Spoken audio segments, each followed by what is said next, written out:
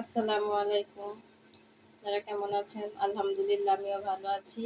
তো আজকে নিয়ে আসলাম আরেকটা নতুন রেসিপি। আমি আজকে রান্না করব আলু, টমেটো, রুই মাছ দিয়ে আলুর ঘাটি। তো কিভাবে রান্না করতে হয় তো আমার ভিডিওটা আপনারা দেখতে থাকুন। আমি এখানে পেঁয়াজ, কাঁচামরিচ কেটে নিয়েছি। তো আমি এখন রান্না বসাবো। তো দেখুন আমার ভিডিওটা। তো এখানে আমি কড়াই গরম করতে দিয়েছি। তো আমার কড়াই গরম হয়ে গেছে। এখন আমি তেল দিয়ে দিব। এর মধ্যে দিয়ে দিব একটু লবণের ছিটা। আমি রুই মাছটা একটু ভেজে নেব। আগে থেকে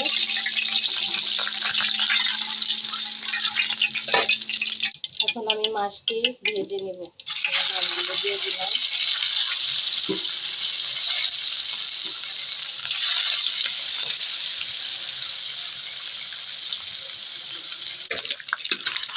আলুর ভাতের জন্য মাছটা আমি বেশি ভাজবো না, হালকা একটু ভেজে নেব।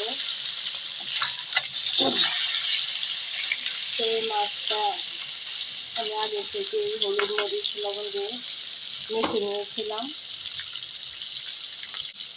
এই তরকারিটা নাকি আলুর ঘাটি উত্তরবঙ্গের দিকে খুবই জনপ্রিয়। তো আমি আজকে আমার মতো করে রান্না করব। তো আপনারা ভিডিওটা দেখতে থাকুন। এই আলুটা আমি আগে থেকে সিদ্ধ করে হাতে ভেঙে নিয়েছি। এই যে আমার মাছ ভাজা প্রায় শেষ। আমি এখন মাছটা উঠিয়ে নেব।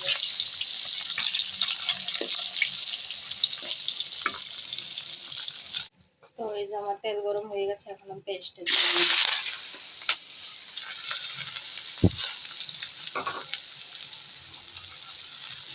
পেস্টটা ভালোভাবে নাড়তে থাকবো। পেস্টটা আমি ভালোভাবে ভেজে নেব। আমার পেস্টটা ভাজা হচ্ছে। পেস্টটা ভাজা হলে আমি এক এক করে যে মশলাগুলো এগুলো দিয়ে দিব। আমার পেস্টটা ভাজা শেষ। এখন আমি অল্প একটু পানি দিয়ে দিব।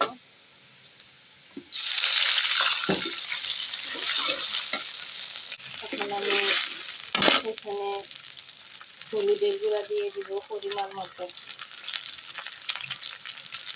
তারপরে দিয়ে দিব মরিচ গুঁড়ো।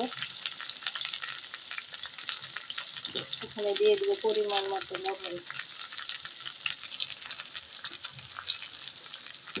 একটু ধনের গুঁড়া দিয়ে দিব।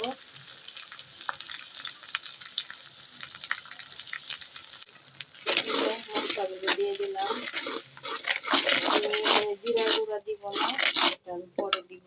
এখানে কাঁচামরিচ কেটে রেখেছিলাম দিয়ে দিলাম।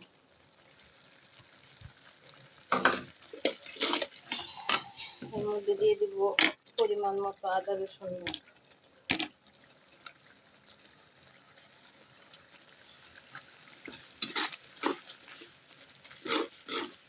আমার মশলাটা ভালোভাবে কষিয়ে নেব। আমি মশলাটা কষিয়ে নিলাম। এখন দিয়ে দিব আলুগুলো। আলুগুলো দেওয়া শেষ। এখন ভালোভাবে নাড়াচাড়া করবো। আমার মশলা সাথে আলুটা মিক্স করে নিলাম। এখন আমি তরকারির মধ্যে পানি দিয়ে দিই। এখন আমি পানি দিয়ে দিই।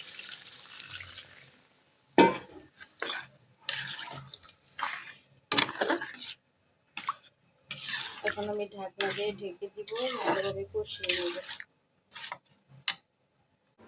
এখন আমি এর মধ্যে টমেটো গুলো দিয়ে দিব, যাতে আলুর সাথে সিদ্ধ হয়ে যায়। টমেটো গুলো দিয়ে দিলাম।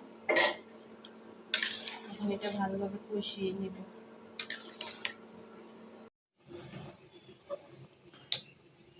তো এই যে আমার আলুর ঘাটি। এই যে এখন আমি এর মধ্যে মাছগুলো দিয়ে দিব। দিয়ে এই যে আমার তরকারি প্রায় হয়ে গেছে। এখন আমি মাছগুলো দিয়ে ধনেপাতা আর একটু জিরার গুঁড়ো দিয়ে তরকারিটা নামিয়ে নেব। শুধু একটা বলক উঠিয়ে এই যে আমি মাছগুলো দিয়ে দিলাম। তো এইভাবে আমার মতো করে আপনারা তরকারিটা রান্না করে খাবেন, খেয়ে দেখবেন কেমন হয়েছে। অবশ্যই কমেন্ট করে জানাবেন কি আমার মতো এইভাবে রান্না করেন। তো এখন আমি ধনেপাতা কেটে রেখেছিলাম, এই যে আমার ধনেপাতাকে কেটে রেখেছি এগুলো দিয়ে দিব। এই যে ধনেপাতা কাটাগুলো দিয়ে দিলাম। তো যদি আপনাদের এই ভিডিওটা ভালো লাগে তো অবশ্যই একটা লাইক, কমেন্ট, শেয়ার করে দিবেন আর সাবস্ক্রাইব করে দিবেন। তো সবাই ভালো থাকবেন।